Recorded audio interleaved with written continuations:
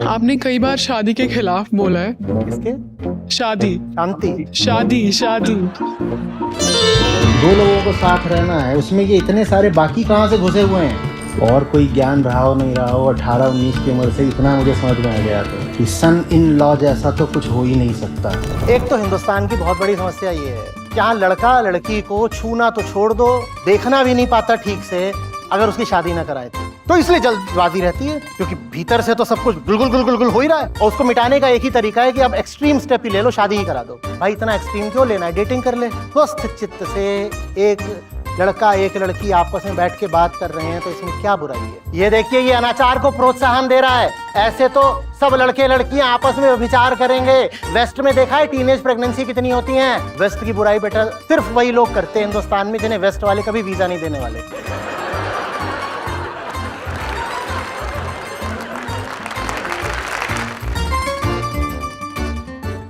आचार्य जी, आपने कई बार शादी के खिलाफ बोला है। किसके?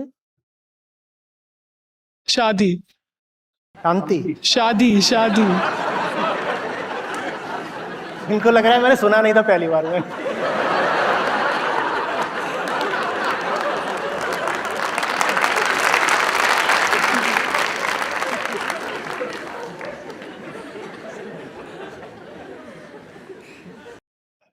तो आचार्य जी, अगर कोई महिला अकेली है और अगर किसी का परिवार नहीं है तो क्या शादी उसके लिए एक सुरक्षा नहीं बनती? मतलब क्या आपको सच में लगता है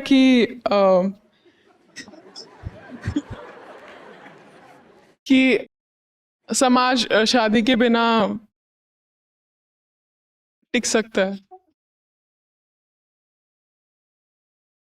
निर्भर करता है ना किस समाज की बात कर रहे हो। जैसा ये है ऐसे ही चलाना है तो इस समाज के जो नियम कायदे हैं वो भी चलाओ, और बेहतर समाज बनाना है तो लोग भी बेहतर चाहिए होंगे, उनके निर्णय उनके कर्म उनके संबंध भी बेहतर होंगे। सीधी सी बात है। जो आप कहते हो ऐसे तो समाज ही नहीं चलेगा, तो मैं पूछता हूँ कौन सा समाज? जैसा ये है, हाँ जैसा ये है बिल्कुल नहीं चलेगा। जो बात मैं कह रहा हूं अगर वो समझ में आ गई तो अभी जैसा चल रहा है समाज ऐसा नहीं चलेगा। पर अगर ऐसा नहीं चलेगा इसका मतलब ये नहीं है कि नहीं ही चलेगा, ऐसा नहीं चलेगा। क्या इससे बहुत बहुत बेहतर एक समाज नहीं हो सकता? जब आप कहते हो कि शादी का मैं विरोध करता हूं, मैं बार बार बोलता हूं मुझे शादी वगैरह से कोई लेना देना सचमुच नहीं है, सचमुच नहीं है। गीता आपको पढ़ाता हूं और वहां बार बार कहा जाता है ना कि कर्म को छोड़ो, पीछे कर्ता की बात करो। शादी तो एक कर्म है, फेरे ले लिए, जाके कहीं साइन कराए, कह दिया शादी हो गई। मेरा सवाल यह है कि पहले हम क्या समझते हैं कि आम जवान स्त्री पुरुष जब शादी करते हैं तो वो घटना क्या घट रही है? कभी हमने पास जाके देखा भी है कि वो जो घटना है वो क्या है? तुम वो समझ लो, उसके बाद हो सकता है कौन जाने स्त्री पुरुष संबंधों की कोई बेहतर तस्वीर, बेहतर विकल्प सामने आ जाए। आप इसको ऐसे देखने लग जाते हो कि समाज तो ऐसे ही चलाना है, पर ये आचार्य जी बोलते हैं ऐसा ही समाज रहे, शादी ना हो उसमें, तो फिर तो समाज में अनाचार व्यभिचार फैल जाएगा ना। आपकी बात बिल्कुल सही है, लोग वैसे ही रहेंगे जैसे हैं, और ऐसा रहते हुए अगर शादी नहीं करेंगे तो बिल्कुल कैओस हो सकता है। बिल्कुल हो सकता है, बिल्कुल मानता हूं। ये सब ज्वालामुखी बनेंगे, फटाफट विस्फोट करेंगे, इधर उधर मारपीट मचेगी, बिल्कुल मानता हूं। पर आप भूल कर रहे हो, आप सोच रहे हो कि मैं कह रहा हूं ऐसा ही समाज रहे बिना शादी के। नहीं, मैं ये नहीं कह रहा। मैं इंसान को बेहतर बनाना चाहता हूं, और मैं कह रहा हूं इंसान बेहतर हो जाएगा तो उसके सारे कर्म बेहतर हो जाएंगे, सारे संबंध बेहतर हो जाएंगे, जिसमें शादी भी सम्मिलित है। आप अगर बेहतर हो तो आपके सब चुनाव बदलेंगे ना, सब चुनाव बदलेंगे ना। तो ये आप जो साथ बनाने का निर्णय करते हो वो भी बेहतर होगा ना।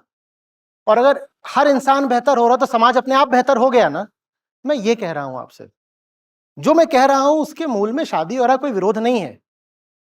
उसके मूल में जो चल रहा है उसमें निहित दुख के प्रति आक्रोश है। आप कितने साल के हो? 22। 22 साल के हो। आपको क्या आता जाता है? आपको क्या पता है? आप शादी करने को तैयार बैठे हो, आपको क्या पता है? आप 22 साल के थे, आपको जिंदगी के बारे में क्या पता था? आप 25 के भी थे, आप 27 के भी थे। भारत में लड़कियां इससे ज्यादा नहीं बच पाती, 22, 25, 27, उसके बाद तो आपको क्या पता है? बताओ तो। जब आप ना स्वयं को जानते, ना जिंदगी को जानते, आप क्या करने जा रहे हो? ये आप क्या करने जा रहे हो? मैं पूछ रहा हूं। आप मुझसे पूछ रहे हो कि विकल्प क्या है। मैं कह रहा हूं, मैं तो जो बात करूंगा वो तो स्वतः उभर के आएगी। मैं बस ये कह रहा हूं कि अभी आप जो कर रहे हो, ये देखो ना कि वो कैसे हो रहा है। 22 साल की लड़की, 26 साल, 25 साल का लड़का, इनको आता जाता क्या है? इनके पास सिर्फ रासायनिक उत्तेजना है, शरीर में हार्मोन सीक्रेट हो रहे हैं, और परिवार का, समाज का और फिल्मों का दबाव है, और एक बड़ा लालच है कि मैं कैसी भी हूं, शादी की रात तो राजकुमारी बनूंगी ना। मैरिज तो बात की बात है, पहले तो वेडिंग डे आएगा, and on the wedding night everybody is a princess. कितना अच्छा लगता है ना प्रिंसेस बनना, एक रात की प्रिंसेस। भारत की आधी अर्थव्यवस्था ही इसी पे चल रही है, लड़कियों को एक रात की प्रिंसेस बनाने में। एक रात की राजरानी, उम्र भर की। ये तुम क्या करने जा रहे हो? बताओ तो। एक व्यक्ति है, एक बात बताओ यार,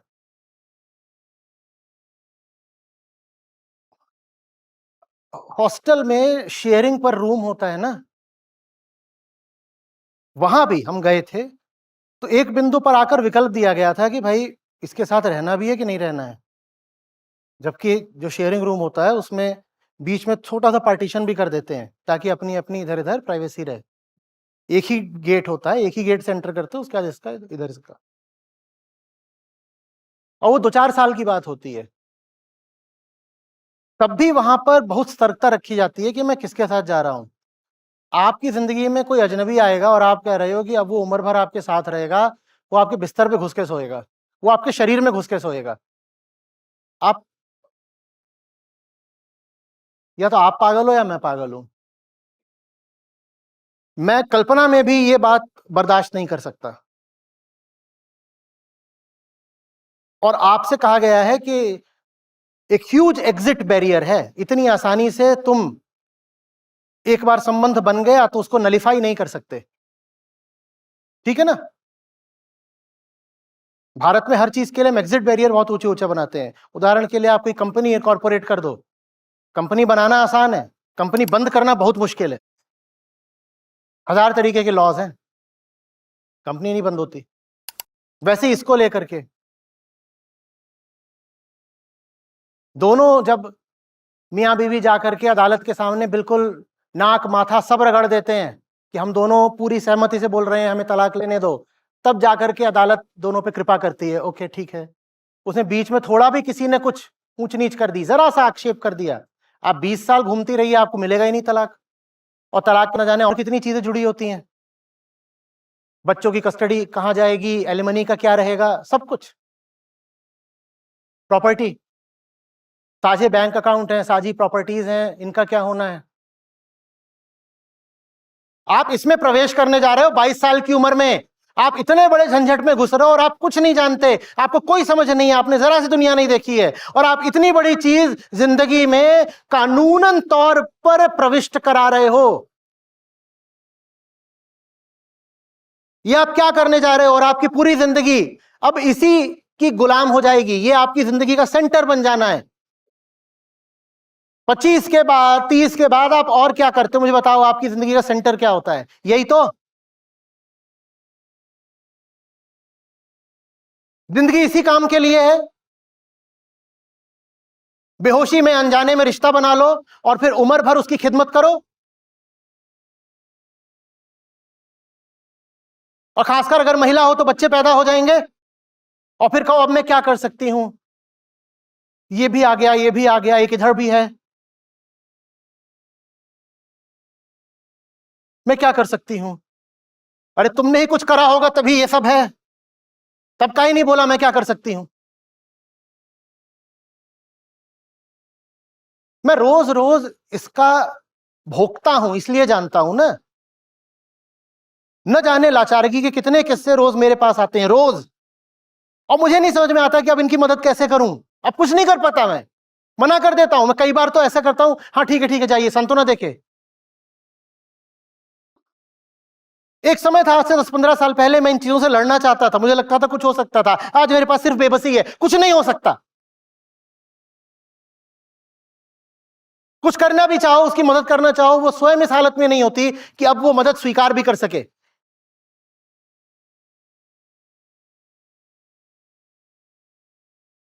ये एक बहुत बहुत विचित्र और एबनॉर्मल बात है, जो आपको नॉर्मल सिर्फ इसलिए लगती है क्योंकि हर कोई कर रहा है।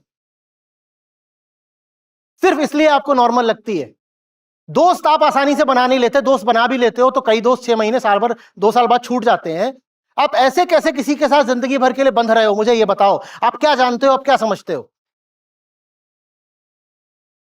मेरा बार बार फोकस इसी पर है, आप जानते क्या हो, आप समझते क्या हो। मैं इंसान की बात कर रहा हूं। आपने चेतना के एक तल से शादी का निर्णय किया, आपकी चेतना का वो तल ही बहुत नीचे का है, तो आपका निर्णय अच्छा कैसे हो सकता है? मैं कह रहा हूं, जिस बिंदु से, जिस तल से शादी का निर्णय कर रहे हो, तल उठा दो। उसके बाद तुम जो भी निर्णय करो, अच्छा, करनी है शादी, शौक से करो, मौज में करो।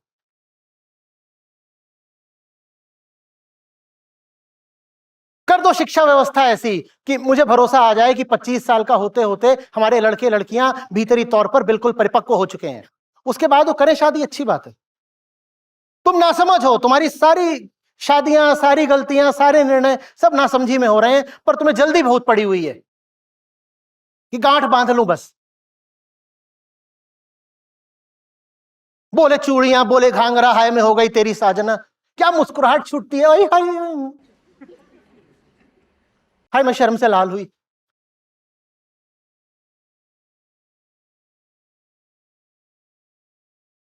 मैं कुछ विचित्र बात बोल रहा हूं या हमारी दुनिया विचित्र है?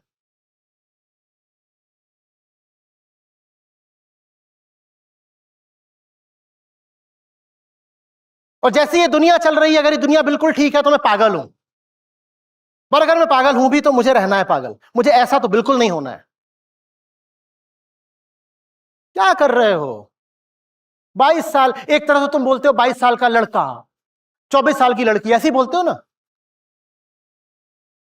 अभी उनसे मिला, मैंने उनकी उम्र पूछी एक जगह पर, मुंबई, उम्र बता रहे 26-28, खुद ही बोल रहे अब तो 26-28 में भी हम 90 ही कहलाते हैं।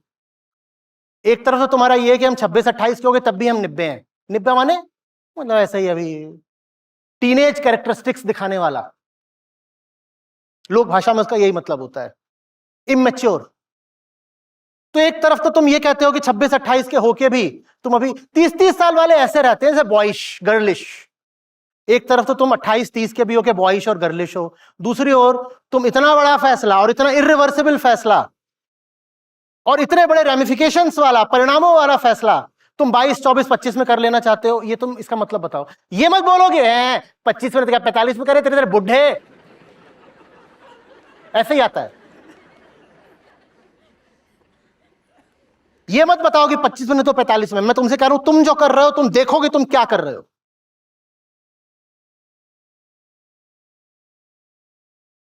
एजुकेशन तुमसे पूरी हो नहीं रही है, तुमसे दुनिया के बारे में 4 बातें पूछ लो तुम्हें कुछ पता नहीं है, सामान्य ज्ञान के नाम पे तुमने रील्स देखी हैं, साइंस की एजुकेशन तुम पॉडकास्ट से लेते हो, हिस्ट्री किससे पढ़नी है, एक्सप्लेनर वीडियोस आते हैं यूट्यूब पे। ये तुम्हारी जानकारी का, शिक्षा का, चेतना का स्तर है। रोल मॉडल्स कौन है तुम्हारे? सेलिब्रिटीज हैं। और उसके बाद तुम्हें क्या करनी है? ये बहुत ऊपर तक नहीं जाना है, यह ऐसे गिरेगा, फ्लैसिड, पन इंटेंडेड।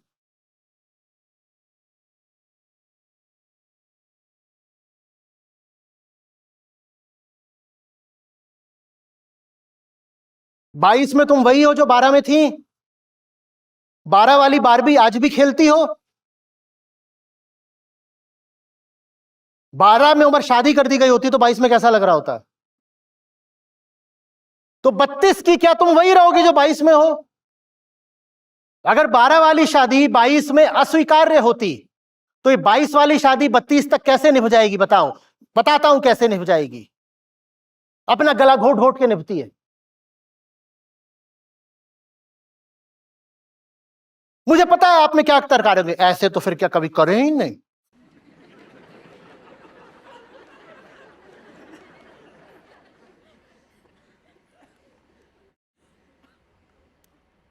एक तो हिंदुस्तान की बहुत बड़ी समस्या ये है कि यहां लड़का लड़की को छूना तो छोड़ दो, देखना भी नहीं पाता ठीक से अगर उसकी शादी ना कराए तो। एकदम ही नालायक, बिल्कुल बददिमाग बदतमीज लड़का होगा, लेकिन एक काम के लिए वो जरूर आता है घर वालों के पास, दादा दादी के पास, क्या? शादी करा दो। ये यूटिलिटी तो रहती है फैमिली सिस्टम की, क्योंकि ये जिस औकात का लड़का है इसे कभी कोई लड़की छूने नहीं देगी अगर इसकी अरेंज मैरिज ना कराई जाए।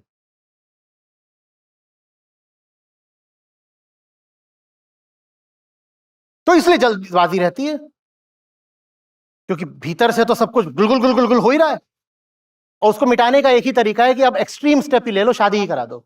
भाई इतना एक्सट्रीम क्यों लेना है, डेटिंग कर ले। ये आचार्य हो करके देखो वेस्टर्न सिविलाइजेशन की बात कर रहा है, वामपंथी, वामाचार्य।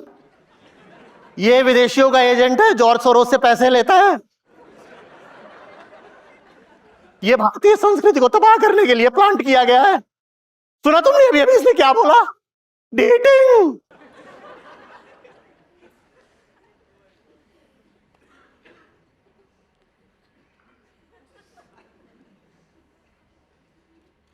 कैसे बचाऊं मैं अपने राष्ट्र को? तुम लड़कियों का तो मैं जानता नहीं, पर पुरुष की देह है इसलिए पुरुषों का जानता हूं। जब तुम 22-24 की उम्र तक भी कमसिन कली कुंवारे रहते हो तो भीतर जो दाह प्रज्वलित होता है ना, कहते हो और तो कोई तरीका नहीं है, मुझे कोई नहीं मिलने वाली, कुछ नहीं होने वाला, दादी शादी। तो दादी के मरने से पहले एक आखिरी यूटिलिटी ये होती है कि वो शादी करा के मरती है। इतने सारे तो स्कूल हैं जहां बहुत गर्व से बोला जाता है मात्र बालकों के लिए, राजकीय बालिका इंटर कॉलेज। अरे भाई बात कर लेने दो उन्हें। ये देखिए ये अनाचार को प्रोत्साहन दे रहा है। ऐसे तो सब लड़के लड़कियां आपस में व्यभिचार करेंगे। वेस्ट में देखा है टीनेज प्रेगनेंसी कितनी होती हैं। वेस्ट की बुराई बेटा सिर्फ वही लोग करते हैं हिंदुस्तान में जिन्हें वेस्ट वाले कभी वीजा नहीं देने वाले।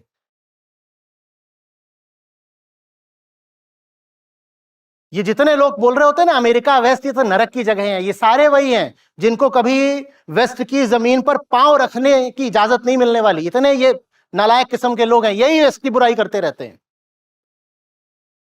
इनके हिसाब से वेस्ट क्या है? ड्रग्स का अड्डा है, टीनेज प्रेगनेंसी का अड्डा है। उन्होंने सारा ज्ञान हमारे शास्त्रों से चुराया है और उनकी सारी संपदा हमें लूट लूट के आई है। जितनी बुराइयां हो सकती हैं सब वेस्ट में है। ये वो लोग हैं जिन्हें भारत की असली अच्छाइयां भी नहीं पता। न इन्हें भारत की असली अच्छाइयां पता है, न इन्हें वेस्ट की असली बुराइयां पता है। भारत की अच्छाइयों के नाम पे ये काल्पनिक अच्छाइयां बताएंगे कि वेदों में तो न्यूक्लियर रिएक्शन की बातें हैं, और वेस्ट की बुराइयों के नाम पे नकली बुराइयां बताएंगे। वेस्ट में ना सबके सब ड्रग एडिक्ट हैं। अच्छा ठीक,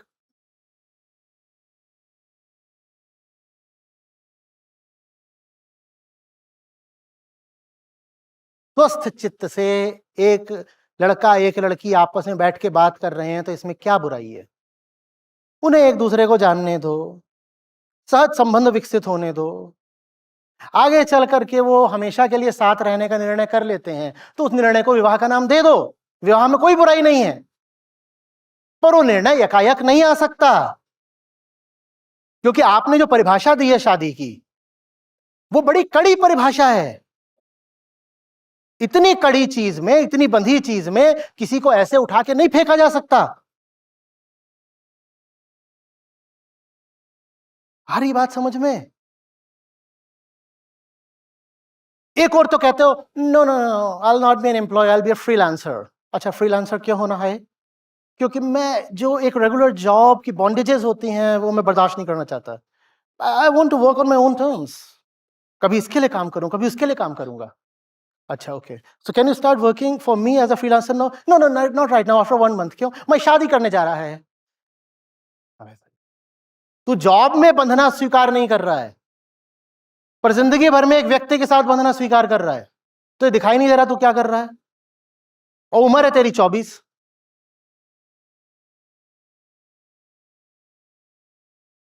ये चल रहा है। अब बता दो, ये ठीक चल रहा हो तो ठीक हो, ये ठीक चल रहा हो तो बता दीजिए। फ्रस्ट्रेटेड वाइफ, हेनपेक्ड हस्बैंड, दोनों एक दूसरे का भेजा खा रहे हैं। बच्चे ऐसे पिल्लों की तरह पै पै पै पै पै पै पै कर रहे हैं।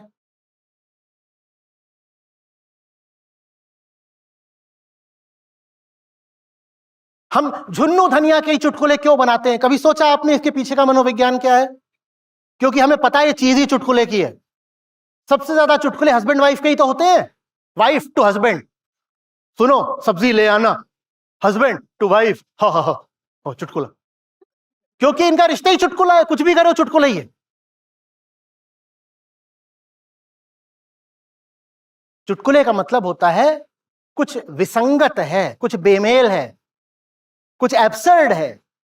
ये जो आपने रिश्ता बना दिया है ना, रिश्ता ही एब्सर्ड है, तो इसलिए इस पे इतने चुटकुले बनते हैं।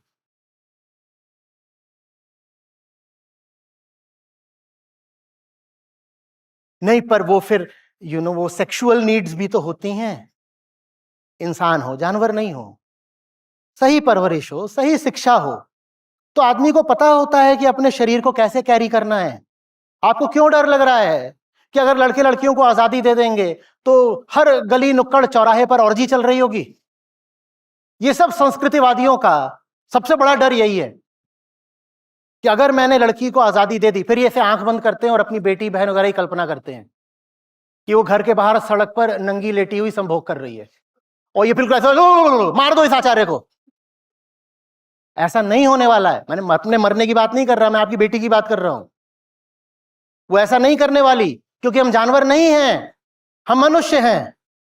और मनुष्य को अगर सही शिक्षा दोगे तो वो काम कुत्तों वाले नहीं करने वाला।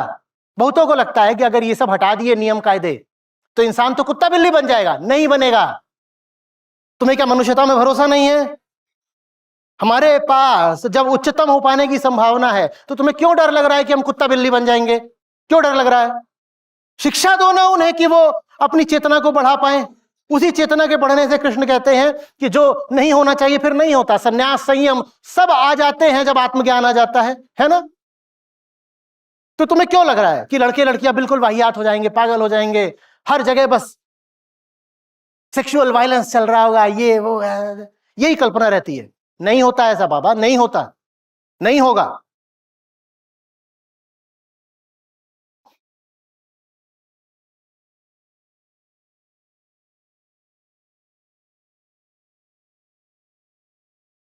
आपका प्रश्न पहले तो इनवैलिड था। मुझे शादी से समस्या नहीं है, मुझे उस व्यक्ति से समस्या है जो बिल्कुल ना समझ है लेकिन एक बहुत बड़ी चीज अपनी जिंदगी में घुसेड़ रहा है। मुझे उस व्यक्ति से समस्या है।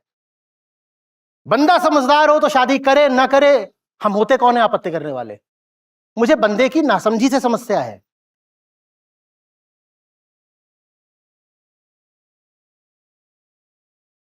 और शादी अकेली चीज नहीं है। अगर आपको इस इंस्टीट्यूशन को, द इंस्टीट्यूशन ऑफ मैरिज, इसको ठीक करना है तो उसके लिए पहले इंस्टीट्यूशन ऑफ एजुकेशन को भी ठीक करना पड़ेगा। अभी जैसी हमारा समाज है, जैसी शिक्षा है, जैसा परिवार है, उसमें इसी तरह की शादियां होंगी जैसी अभी हो रही हैं, और ऐसे ही समाज रहेगा जैसा है। जब बदलेगा तो सब कुछ एक साथ बदलेगा। बच्चे जैसे दिखते हो यार, इतने छोटे छोटे हो, दूल्हा दुल्हन बन रहे हो। हाँ, बेटा कंचे खेल लो पहले मेरे साथ, फेरे बाद में लेना, आओ कंचे खेलें।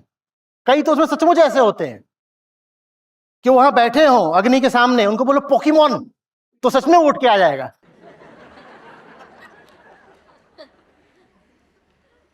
और उसकी तुम ब्याह करा रहे हो उसका।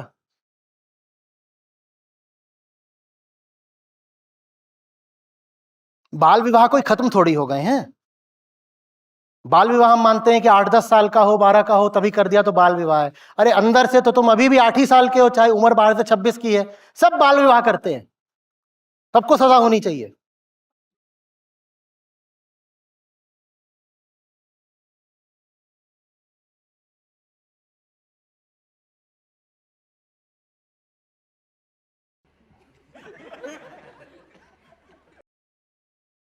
कुछ नहीं हो सकता, मैं किसी दिन अचानक गायब हो जाऊंगा और कोई तरीका नहीं है। बोलो बोलो बोलो बोलो। आचार्य जी, वैसे तो जो हमारे बड़े बुजुर्ग लोग होते हैं वो बहुत जल्दी हमें सलाह देने आ जाते हैं कुछ भी, कि हमने जीवन देखा है और तो अगर हम कुछ भी कर रहे होते हैं, लेकिन जब उन्होंने शादी करके देख लिया और उन्हें पता है कि ये बंधन है और इसमें सिर्फ दुख है और तकलीफ है, और तो हम घर में भी देखते ही हैं, तो इसमें वो हमारा मतलब इसमें परिवार का क्या स्वार्थ होता है कि वो रोकते नहीं है अपने बच्चों को? क्या करते हैं इसमें? इसमें परिवार वालों का क्या स्वार्थ होता है कि इस मामले में वो सही सलाह नहीं देते अपने उन्होंने बच्चों को? जिंदगी में कभी कोई विकल्प देखा ही नहीं है, उनको लगता है यही है, यही करो। भाई आपकी जिंदगी वही होती है जो आपकी चेतना का स्तर होता है। चेतना सेंटर है, उसके चारों ओर आपका यूनिवर्स होता है। अगर सेंटर इस लेवल पे है तो यूनिवर्स भी इसी लेवल पर होगा। वो यहां पर है तो उनको लगता है ये यूनिवर्स होता है, उसके ऊपर कुछ हो सकता है, और जब ऊपर कुछ होगा तो उसका यूनिवर्स भी अलग होगा। उसके ऊपर कुछ हो सकता है, ये उनके ख्याल में आ ही नहीं सकता। उनकी गलती नहीं है, उनके नहीं आएगा ख्याल में, उनके नहीं आएगा। और मैं कह रहा हूं ये भी बड़ी अश्लील बात है, किसी लड़की से आगे बार बार बोलना शादी कर ले, शादी कर ले। ये कितनी वल्गर बात है। हम अच्छे से जानते हैं कि शादी क्या है, उसके सेंटर में सेक्स है। इसमें ही बहुत लोगों को बड़ी आपत्ति रहती है। ये आचार्य खुद सेक्स मैनियक है, बार बार बोलता है शादी माने सेक्स। अरे शादी में और भी चीजें होती हैं, एक दूसरे का साथ देना, जीवन भर का सहारा, बुढ़ापे की लाठी, इमोशनल अटैचमेंट। भाई एक कार होती है, उसमें एसी भी होता है, म्यूजिक प्लेयर भी होता है। तो म्यूजिक प्लेयर और एसी से थोड़ी कार डिफाइन होती है। कार की डेफिनेशन ही यही है कि जो चले, व्हील्स। उसी तरीके से शादी में और 2-4 चीजें हो सकती हैं, पर वो एक्सेसरीज हैं। शादी में सेंट्रल चीज सेक्स होती है। और जो ये बोलते हैं नहीं नहीं सेक्स के लिए नहीं शादी करी, उनको बोलो जिससे शादी करने जा रहे हो लड़की पता चले लड़का है तो करोगे? तुम्हें पता चल जाए कि वो लड़की अनपढ़ है तब भी कर लो, क्योंकि वो एक्सेसरी है। एजुकेशन भी तुम्हारे लिए एक्सेसरी है। तुम्हें पल जाए कि वो लड़की अपना जो और रुपया पैसा बता रही थी उतना उसके पास नहीं है, तुम तब भी कर लोगे। लेकिन इनवायलेबल कंडीशन क्या है, अलंघ्य शर्त कौन सी है कि लड़की तो होनी चाहिए ना। तुम उसके साथ बैठे हो फेरे लेने को, तो पता चले लड़की है ही नहीं, लड़का है, तो शादी टूट जाएगी। इसका मतलब शादी में सेंट्रल क्या होता है? जैसे गाड़ी में सेंट्रल होता है मूवमेंट, गाड़ी में और चीजें भी होती हैं, म्यूजिक प्लेयर, एसी पेसी और 50 चीजें एक्सेसरीज में लगवा लो, पर वो गाड़ी को डिफाइन नहीं करती। उसी तरीके से शादी में सेंट्रल चीज सेक्स होती है।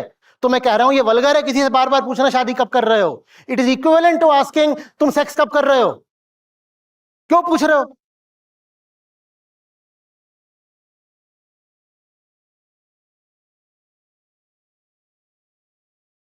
इसी से संबंधित है। आप करोगे वही जो आपको करना है, मुझको बस परेशान कर लो। दे दो भाई, वहां बहुत सारा मामला है।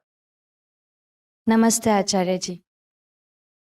एक्चुअली मैं बड़ौदा से हूँ और मेरा वहाँ एक ग्रुप है, वीगन दोस्त है सारे। उनको पता है कि मैं आपको फॉलो करती हूँ। वो हमेशा मुझे कहीं ना अलग अलग तरीके से टीज भी करते हैं, but they do respect you. तो रिसेंटली वो मुझे ऐसे टीज कर रहे थे कि आप शादी के खिलाफ है। तो मैं भोला भाला मासूम आदमी, मैंने कुछ बोला कभी शादी को लेके? कभी नहीं। ये मिसकंसेप्शन रहा है, क्योंकि शायद मुझे लग रहा है कि वो आधा अधूरा सुनते हैं या फिर शॉर्ट्स ही सुनते हैं।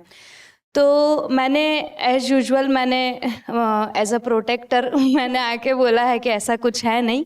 आपने हमेशा से ऐसे फ्री छोड़ा है कि आपको करना है तो करो, नहीं करना है तो नहीं करो। ये टोटली आपके ऊपर डिपेंड करता है। And you are also open for live in relationship. तो उनका कहना है कि आप ऐसे कैसे बोल सकते हैं, क्योंकि लोग तो आजकल कैसे भी हो सकता है, एक इंसान अच्छा हो दूसरा नहीं हो तो फिर कैसे पता चलेगा, और आप ऐसा इनकरेज कर रहे हैं तो फिर सोसाइटी में क्या ही हो सकता है। They do respect you but at the same side they have this concern, तो मैं उनके बिहाफ वो पे कंसर्न रहेगी, बोला तो, जो जहां पर होता है ना उसकी कंसर्न्स भी उसी के आसपास की होती हैं। बारिश हो रही होती है तो बिल्ली को क्या कंसर्न होती है, ये थोड़ी होती है कि छत चुएगी, उसको एक कंसर्न होती है कि चूहे कहां गए। जो जैसा होता है उसकी चिंताएं भी उसी के इर्द गिर्द होती हैं, तो ये तो रहेंगी। तो इसका कुछ नहीं हो ना, सकता। प्यार को प्यार ही रहने दो, कोई नाम ना दो। जबरदस्ती एक नाम दे देते हो और घबरा जाते हो। Live in live in live in, live in क्या होता है? लिव इन माने क्या होता है? मुझे लगता है कोई फर्क नहीं है, एक शादी तो सोशल एक्सेप्टेंस है ना, तो मैंने ऐसा उनको बोला है। आई मीन इतना अभी बोल दिया, मैं से आगे क्या बोलूं बेटा, क्या बोलूं? हम्म?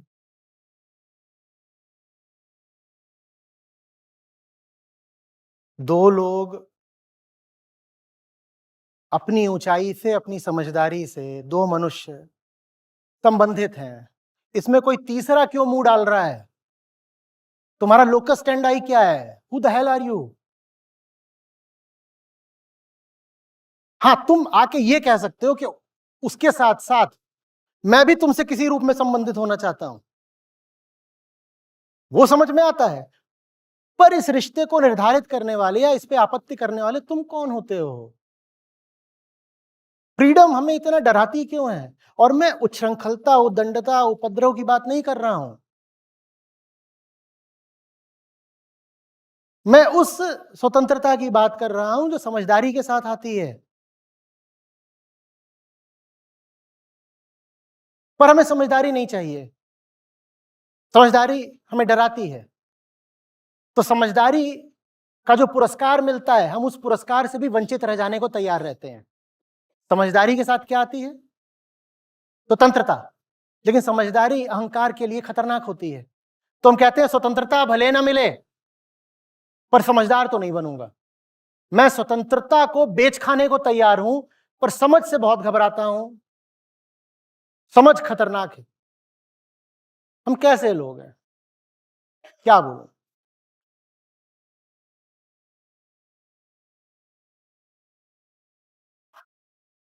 हम डरे हुए लोग हैं और कोई बात नहीं है। बहुत ज्यादा थप्पड़ पड़े हैं बचपन में, डर एकदम मन को विकृत कर गया है। हमारे सपने भी घबराए हुए रहते हैं।